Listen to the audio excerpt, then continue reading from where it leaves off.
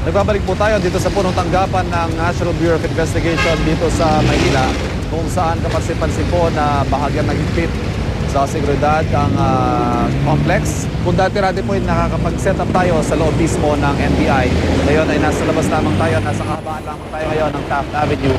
Kaugnay pa rin po yan ng pagtakas nga ni dating Police Senior Superintendent Cesar Mancao II kahapon. Kaugnay po ng pagtakas na yan ay nasibak na ang hepe mismo ng Security Management Division ng NBI o SMD na si Ginoong Rodrigo Mapoy at gayon din ang dalawang jail guard na in charge sa pagbabantay kay Mancao. Konting background lamang po, si Mancao ang natitira na lamang na dating opisyal ng PNP na nakakulong kaugnay sa kaso ng pagpatay sa PR man na si Salvador Bubidacer at driver niyang si Emmanuel Corbito. Ayon kay Mancao, nangangamba siya at baka ipaligpit daw siya ng kanyang mga kalaban oras na makalipat siya sa Manila City Jail, kaya niya nagawang tumakas. Setyembre taong 2009 ang sinabi ni Mancao sa korte na may kinalaman sina dating Pangulong Joseph Estrada at Senator Panfilo Lacson sa pagpatay kina Dacer at Corbito.